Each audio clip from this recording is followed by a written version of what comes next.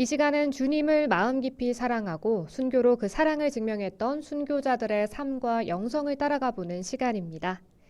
성지순례 가는 날의 국내 성지 가이드에서 이번 개편부터 순교자 알림이로 함께하게 된 비아동 분당 조명순 자매님과 함께합니다. 자매님 어서 오세요. 안녕하세요. 평화를 빕니다. 비아동 본당 조명순 글라라입니다. 네, 반갑습니다. 반갑습니다. 네. 네, 자매님 요즘 부쩍 추워졌는데 한 네. 주간 좀 어떻게 지내셨나요?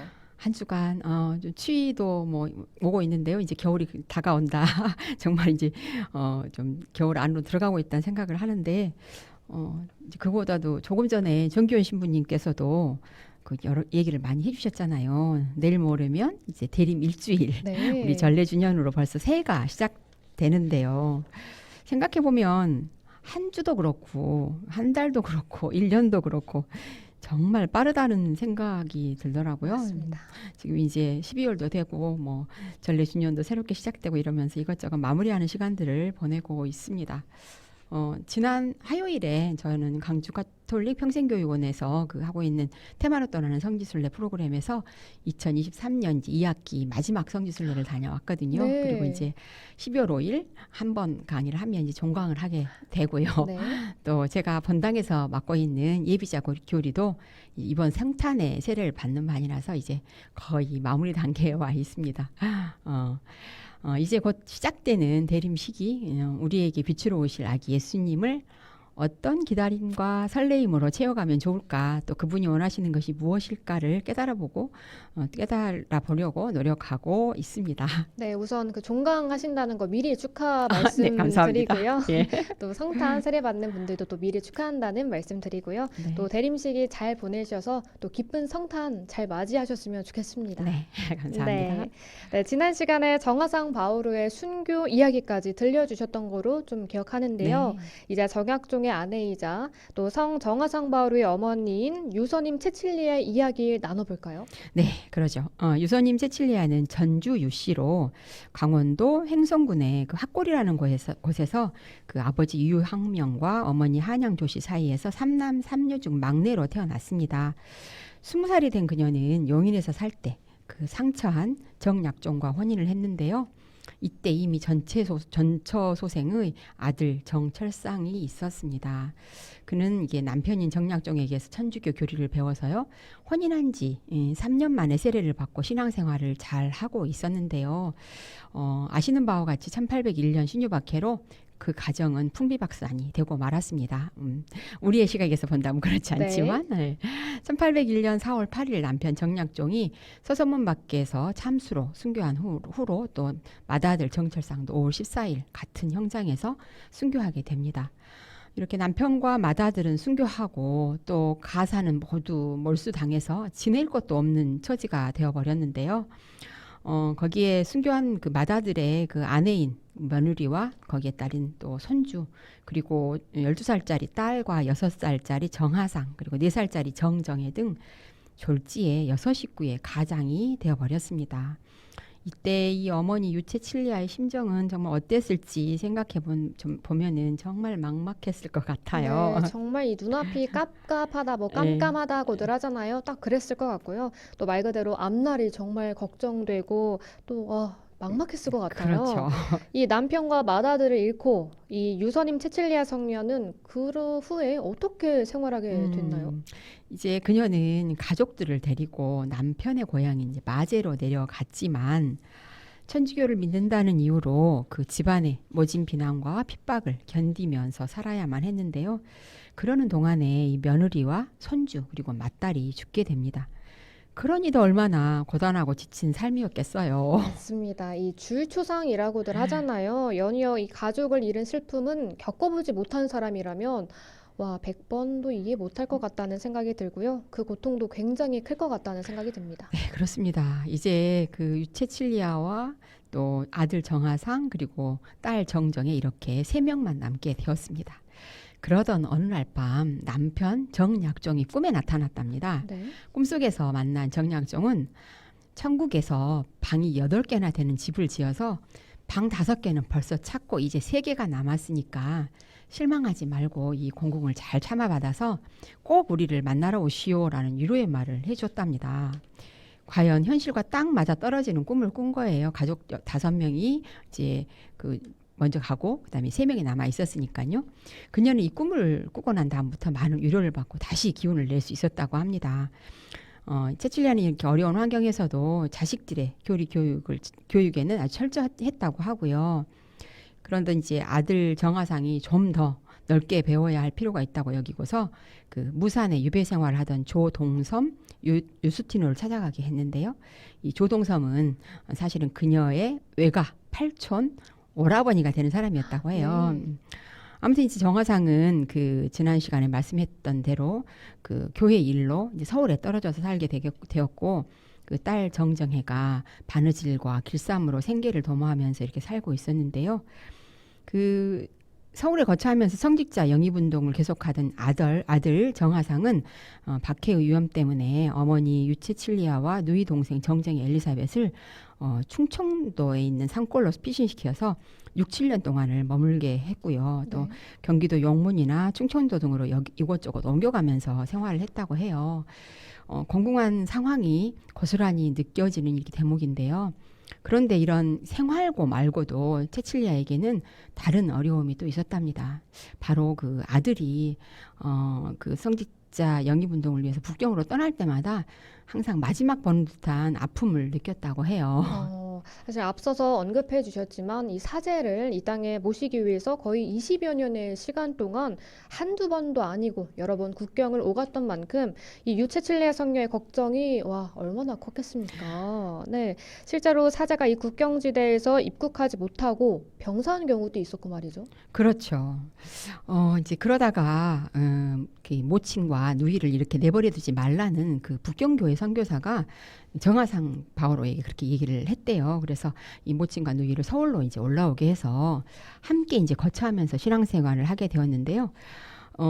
이 정하상이 그 신부님들하고 주교님의 복사일을 하게 되자 이 채칠리아는 아들을 따라다니면서 그 주교님 댁 집안일을 보살피면서 살았다고 하고요.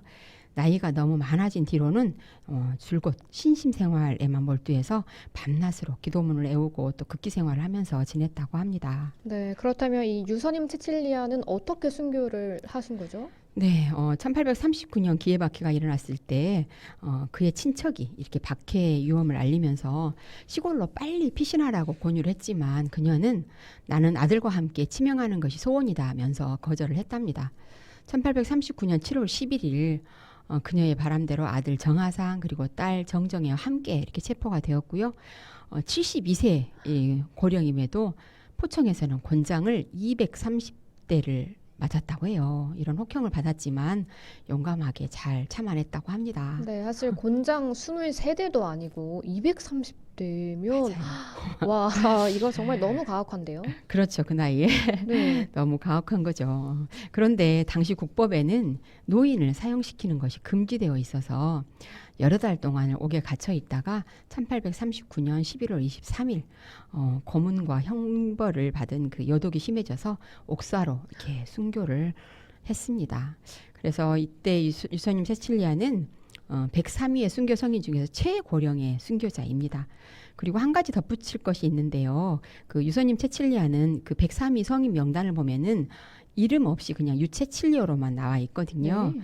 아마 10억 시성 단계에서는 그녀의 이름을 찾아내지 못했고 아마 뒤늦게 찾아낸 것 같습니다. 그렇군요. 네. 또 이번엔 복자 정약종과 또 유서님 성녀의 딸인 정정의 엘리사벳의 이야기를 또 함께 나눠볼까요? 네, 이미 아시는 바와 같이 이 순교 성가정에서 막내로 태어난 이 정정의 엘리사벳은 태어나면서부터 집안 전체가 열심한 신앙인이었기 때문에 4살 때 세례성사를 받고 일찍부터 신앙생활을 하면서 잘 성장했습니다.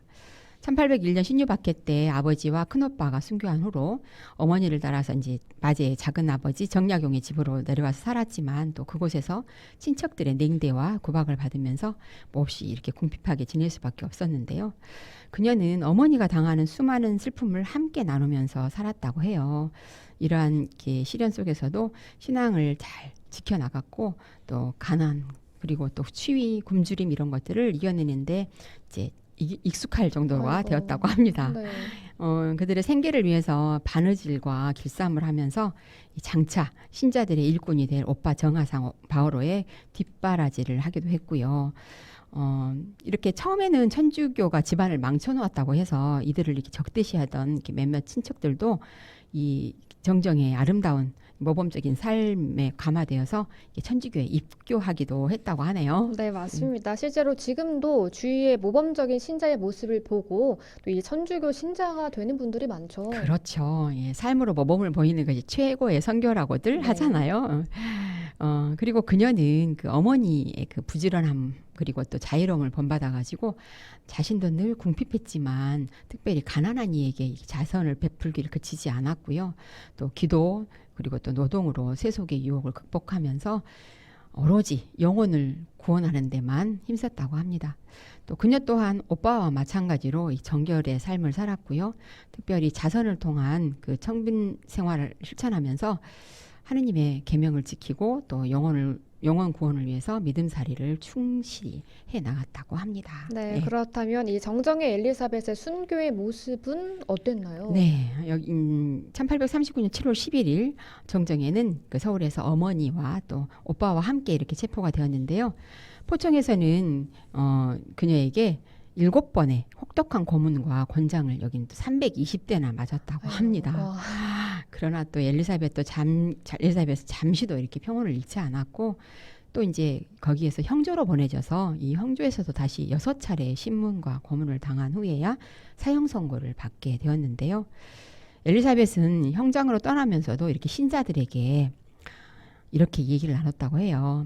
무엇보다 가난한 사람들과 고통받는 사람들을 위해서 기도 많이 해주세요라는 말밖에 하지 않았다고 합니다. 그녀의 평소 삶과 영성을 이렇게 엿볼 수 있는 대목인 것 같습니다. 마침내 1839년 12월 29일 서소문박 형장에서 43세를 일기로 참수형을 받고 순교함으로써 동정 순교자의 월교관을 얻게 되었답니다.